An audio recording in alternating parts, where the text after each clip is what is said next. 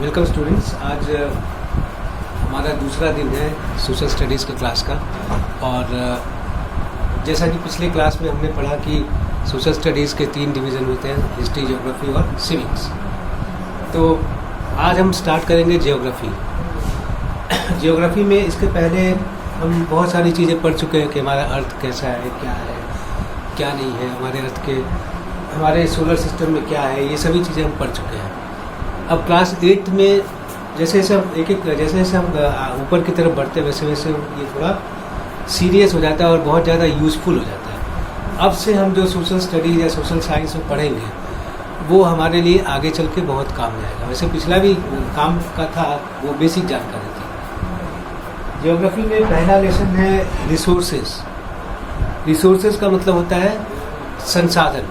संसाधन का मतलब ऐसी हर एक चीज़ को अगर जनरली अगर हम अगर बात करें तो संसाधन का मतलब होता है ऐसी कोई भी चीज़ जो हमारे काम की हो, हमारे काम की हर एक चीज़ संसाधन है, रिसोर्स है। ठीक है। तो अब पहले हम आते हैं अपने अर्थ की तरफ। हमारा अर्थ एक यूनिक प्लेनेट है। क्यों? क्योंकि अर्थ ही एक ऐसा प्लेनेट है जिसके ऊपर लाइफ है। अभी तक जहाँ तक हमें जानकारी है कि हमारे अर्थ के ऊपर ही लाइफ है और किसी भी प्लेनेट के ऊपर पूरे यूनिवर्स में और कहीं लाइफ नहीं है। ठीक है। तो यूनिवर्स की बात हम नहीं करते हैं, हम ये कहेंगे कि पूरे सोलर सिस्टम में जितने भी प्लैनेट्स हैं अर्थ के अलावा, या हमारा जो सैटेलाइट है अर्थ का, मून, कहीं भी कोई लाइफ नहीं है, सिर्फ अर्थ के ऊपर है। अब ये जो लाइफ है वो बहुत सारे फॉर्म्स में है, कई तरह का है। जैसे प्लांट लाइफ, पानी में रहने वाले जितने भी लिविंग थिंग्स हैं वो, जैसे कि एक्वेटिक लाइफ। इसके अलावा human beings, animals, insects, micro organisms, हर वो चीज़ जिसके अंदर लाइफ है। तो इन सबों में जो ह्यूमन बीइंग है, जैसे हम लोग, मनुष्य या मानव, ये सबसे सुप्रीम है, सबसे इंटेलिजेंट, सबसे एबल, जो इस अर्थ के ऊपर पाए जाने वाली बाकी रिसोर्सेज को अच्छी तरह से यूटिलाइज करना जानता है। ठीक है। रिसोर्सेज तभी काम में आते हैं जब उन्हें हम यूज़ करना जाने। जैसे मनी भी एक रिसोर्स है, पैसा। लेकिन पैसा जो होता है, जब तक उसे हम यूज़ करना मतलब प्रॉपर वे में यूज़ करना नहीं जाने, जब तक प्रॉपर वे में उसे यूज़ ना करें, तब तक वो हमारे लिए उसका कोई बहुत ज़्यादा वैल्यू नहीं है। अगर हम उसे इसी तरह खर्च करते रहेंगे, लुटाते रहेंगे, तो एक न एक दिन वो ख़त्म हो जाएगा। उसी तरह हमारे अर्थ के ऊपर जितने भी रिसोर्सेज हैं उन्हें भी हमें इस तरह से यूज़ करना चाहिए कि हमारी ज़रूरत भी पूरी हो जाए और हमारे बाद जो आने वाले लोग हैं, हमारे बाद के जनरेशन वाले जो हैं, उन्हें भी वो चीज़ मिले। ठीक है। क्योंकि हमारे अर्थ के ऊपर ऐसे बहुत सारे रिसोर्सेज हैं जो कि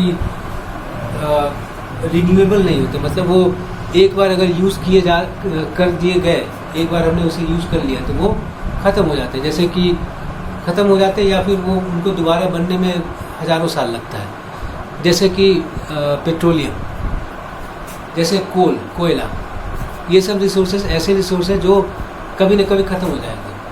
क्योंकि जिस हिसाब से हम यूज़ कर रहे हैं उस हिसाब से 20-25 साल के अंदर वो धीरे धीरे लोगों की पहुंच से दूर होते जाएंगे। चलो, इसके बाद तो हम यानी कि एज ए ह्यूमन बीइंग हम लोग जितने भी रिसोर्सेज हमारे अर्थ के ऊपर पाए जाते हैं उनका प्रॉपर यूटिलाइजेशन, मतलब अच्छी तरह से यूज़ करना जानते हैं। क्योंकि हमारे अंदर नॉलेज है, हमारे अंदर विजडम है, हमारे अंदर उसे यूज़ करने की टेक्निक है, टेक्नोलॉजी, जो कि जानवरों में या पेड़ पौधों में नहीं होती। तो हमारे पास जो नेचुरल रिसोर्सेज है, जैसे कि लैंड यानी कि धरती, सॉइल, इसके धरती के ऊपर जो मिट्टी है, वाटर, प्लांट, वाइल्ड लाइफ यानी जंगल में रहने वाले जानवर, एंड मिनरल्स, धरती के अंदर पाए जाने वाले जो मिनरल्स हैं, खनिज हैं, लोहा हुआ, सोना हुआ, जितनी भी चीज़ें, मैग्नीज है, आयरन ओर, जो भी, ये सारे रिसोर्सेज कहलाते हैं। ठीक है। अब इनमें से कुछ रिसोर्स ऐसे होते हैं जो नेचुरल होते हैं, जो नेचर में खुद बनते हैं, और कुछ ऐसे रिसोर्सेज होते हैं जो हम बनाते हैं, मेड बाय ह्यूमन। तो इनका क्लासिफिकेशन होता है नेचुरल रिसोर्सेज और man made resources. Natural resources मतलब जो नेचर हमें देती है, और मैन मेड मतलब जो हम अपने लाइफ को और आसान बनाने के लिए हम जिन रिसोर्सेज को क्रिएट करते हैं, जिनको हम बनाते हैं। इसके बारे में हम आगे चल के पढ़ेंगे कि इनके बीच में क्या डिफरेंस है और क्या क्या होते हैं। तो will discuss about these resources, there types and development. ये रिसोर्सेज क्या होते हैं, इनके क्या क्या टाइप्स हैं, और इनका डेवलपमेंट स्टेटस क्या है, इसका अभी इनका क्या स्टेज है। तो हमारा जो लाइफ है, ह्यूमन लाइफ, और ह्यूमन लाइफ की जो आवश्यकताएं हैं, जो रिक्वायरमेंट्स हैं, नीड्स हैं,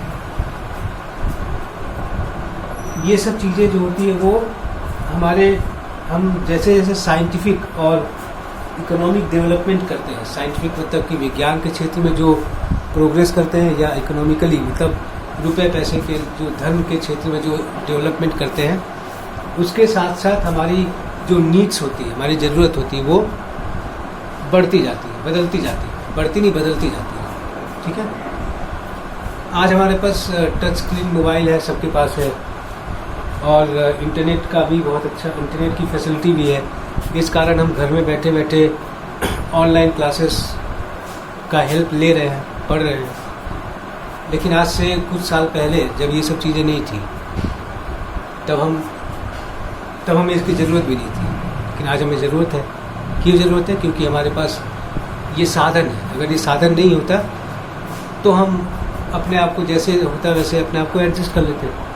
तो जैसे जैसे हमारे पास साधन टेक्नोलॉजिकली हम डेवलप होते जाते हैं, जैसे जैसे हम आगे बढ़ते हैं, वैसे वैसे हमारी ज़रूरत जो है, नीड है जो, वो बदलती रहती है। Human needs are not uniform in all parts of the world.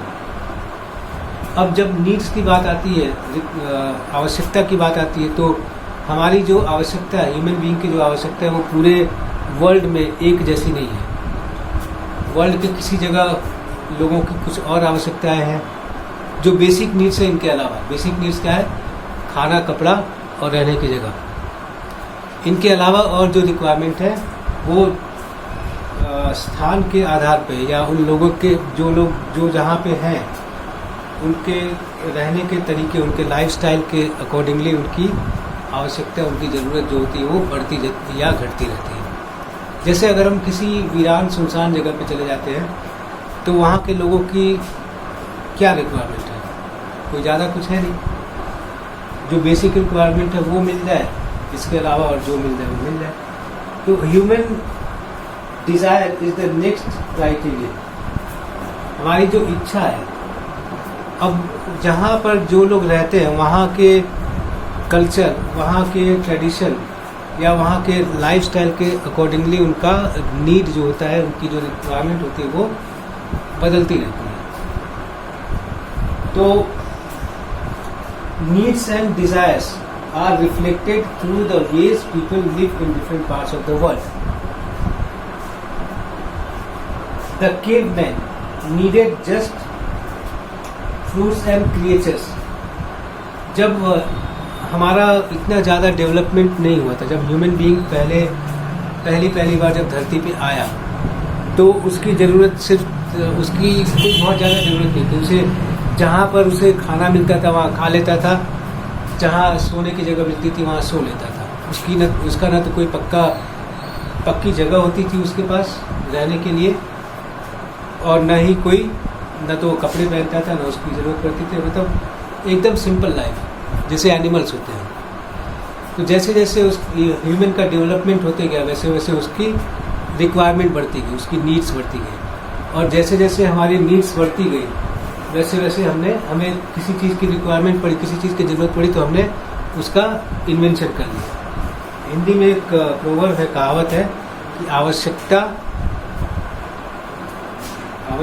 आविष्कार की जननी होती है। जननी यानी जब हमें आवश्यकता होगी किसी चीज़ की, तब हम उसको पाने के लिए कोई न कोई आविष्कार यानी कि इन्वेंशन कर लेंगे।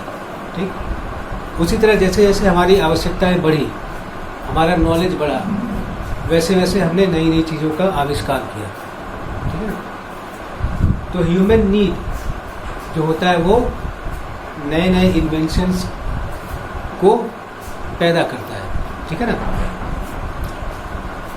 तो टुडे वी नीड पल्सेस। अब पहले लोगों को सिर्फ रोटी मिल गया, चाहे कच्चा हो या पक्का हो, कुछ भी खाने को मिल गया तो खा लेते थे हजारों साल पहले। लेकिन आज हमें अगर वैसी चीज़ मिले तो हम उसे देखेंगे भी नहीं।